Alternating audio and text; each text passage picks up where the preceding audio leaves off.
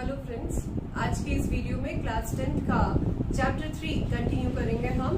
आज मैं आपको इस चैप्टर में इस वीडियो के अंदर बताने वाली हूँ algebraically method to solve pair of linear equations. तो एल्जेब्रिकली बेसिकली हमारे पास 3 मेथड्स होती हैं यहाँ पे सॉल्यूशन निकालने के लिए। The first is substitution method, second elimination method, and the third is cross multiplication method. So इन तीनों मेथड को एक्सप्लेन करने के लिए one by one I will take an example and tell you कि उसको कैसे प्रोसीड करेंगे, कैसे कौन सी मेथड कहाँ पे अप्लाई होती है।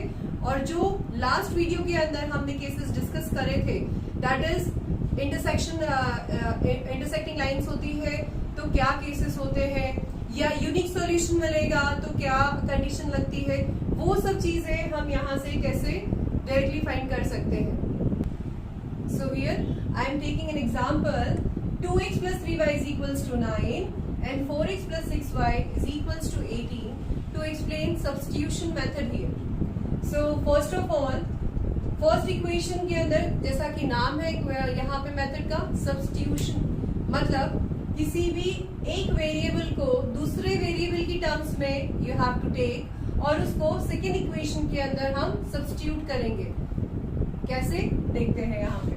So, यहाँ पे मेरे पास x एंड y दो वेरिएबल है। I am taking 2x is equals to, मैं y को शिफ्ट करूंगी यहाँ पे, आप x को चाहे तो उसे भी शिफ्ट कर सकते हैं, आंसर में कोई वेरिएशन नहीं आएगा।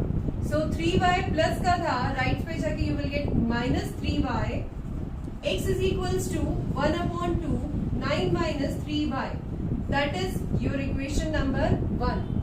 अब फर्स्ट इक्वेशन में हमें क्या मिला, we have x in terms of y here.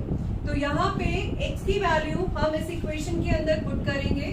So let's see, 4 is the coefficient here, x हमारे पास है 1/2 9 minus 3y plus 6y is equals to 18। 4 और 2 को कैंसिल किया, we get 2 here. So 2 9 minus 3y plus 6y is equals to 18. Open the brackets now. So 18 minus 6y plus 6y is equals to 18. इस step के बाद everybody will get confused. I take a different question. That is the reason here कि यहाँ पे जब भी हम substitution method लेते हैं, अप्लाई करते हैं, it is very difficult to identify infinitely many solution and no solution. So here you can see कि y की टर्म्स कैंसिल हो रही है और बच्चे यहीं पे जाके कंफ्यूज होते हैं कि अब हम क्या करें, वेरिएबल कैंसिल हो रहा है, ये तो होना ही नहीं चाहिए।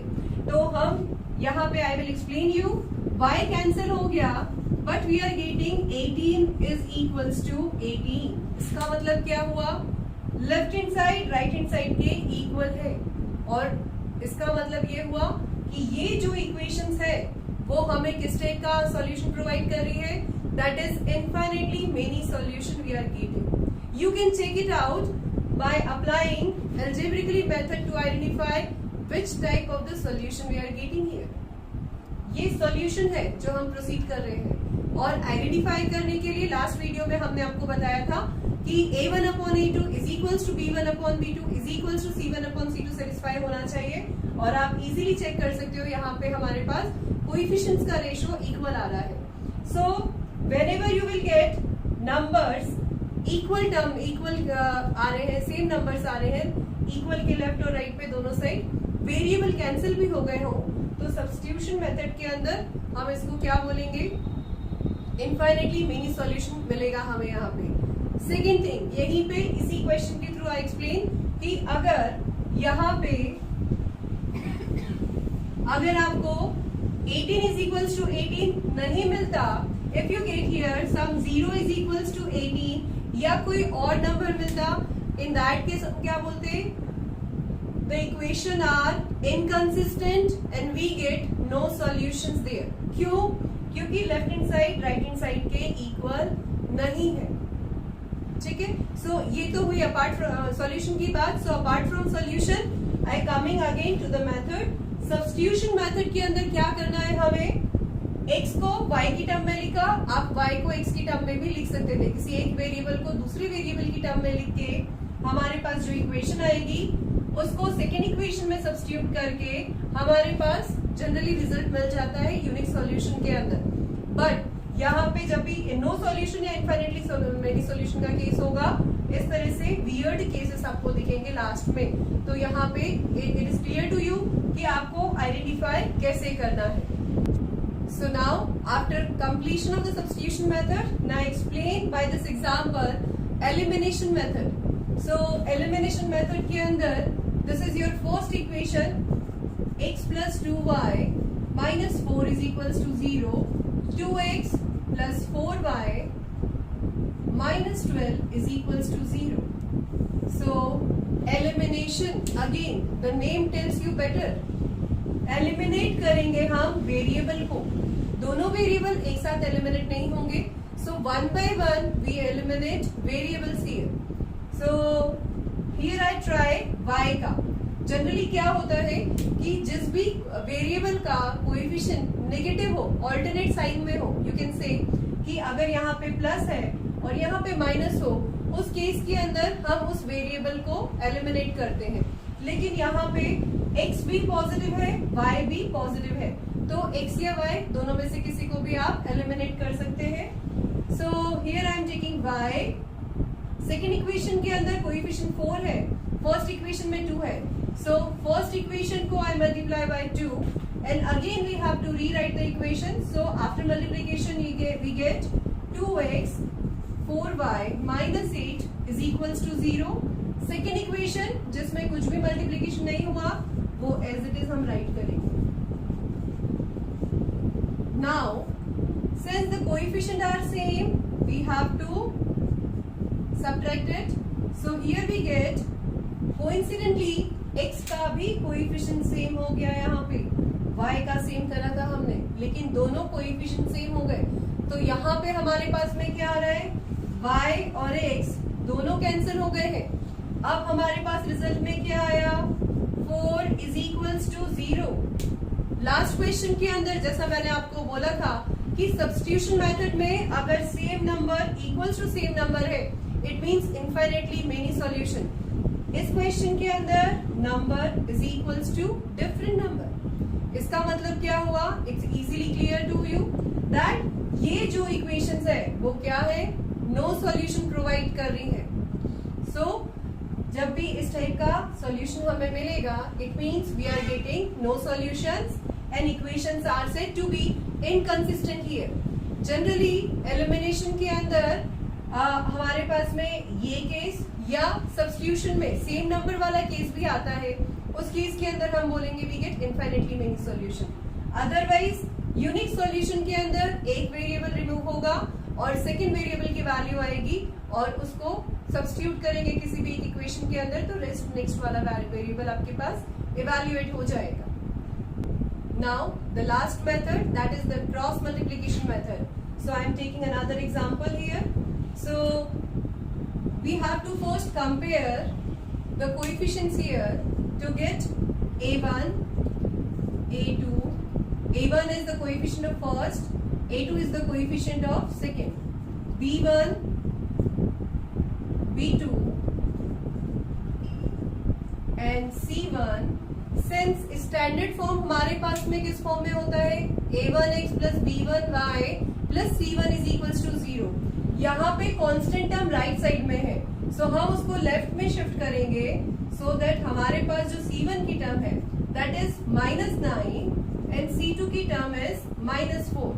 मैनी स्टूडेंट्स सेड कि c1 अपॉन c2 का रेशियो जब हम निकालते हैं तो माइनस माइनस ये कैंसिल हो जाते हैं और रेशियो हमारे पास वही नंबर आता है. बट बेसिकली स्टैंडर्ड इक्वेशन हमारे पास में क्या है?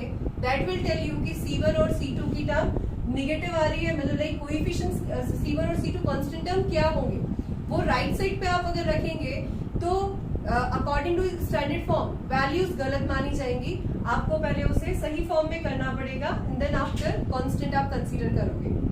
तो C1 और C2 के बाद में since this is the cross multiplication method, तो यहाँ पे वेरिएबल न्यूमरेटर में and lastly 1 is in the last, 1 represent here constant term. x के लिए जब हम लिखेंगे डिनोमिनेटर में वैल्यू, तो यहाँ पे किस तरह से कंसीडर करेंगे, जब x के नीचे हम वैल्यूज रखेंगे सो x को हाइड करेंगे, so it will be goes like B1 C2। First मैं before taking the values I am taking it in such a way that B1 C2 minus B2 C1। x के जब denominator की terms कोई यहाँ पे लिखेंगे coefficients की term में, तो यहाँ पे x का कोएफिशिएंट स्किप होगा B1 C2 और B2 C1 माइनस के साथ में। अब now we are coming to y का कोएफिशिएंट, तो हमें y को हाइड करना है। तो फर्स्ट टर्म हमारी क्या होगी C1 A2, we goes like C1 A2, then after C2 A1, then after we go for the constant term। तो constant term it's clear to you now कि constant term को hide करेंगे। now we take the coefficients of x and y term here, so यहाँ पे क्या हो जाएगा, so it is A1 B2 minus A2 B1।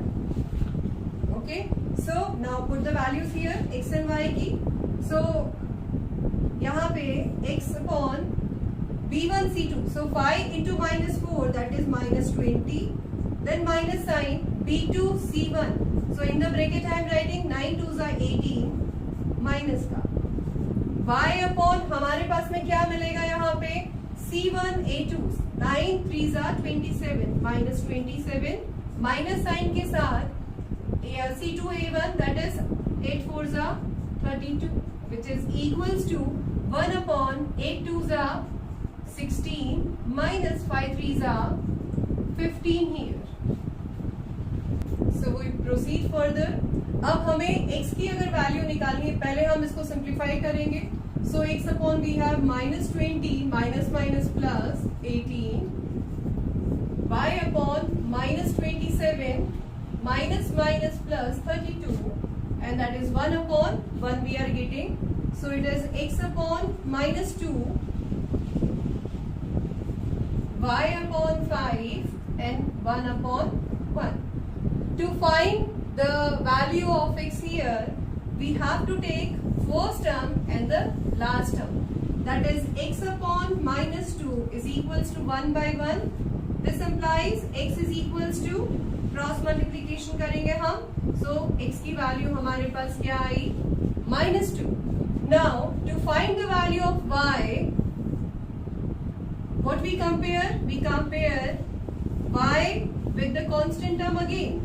So we have 5 y upon 5 which is 1 upon 1. Again after cross multiplication we get the value of y is equals to 5. So ये तीनों methods थी जिसके through you can calculate easily linear equation in 2 variable, और सारा explanation मैंने आपको video के अंदर कवर किया है। फिर भी अगर कुछ query होती है, you have any doubt regarding the topic, you can drop a mail, you can write in the comment box also. Please must share, like, subscribe and watch my channel. Thank you. Be connected.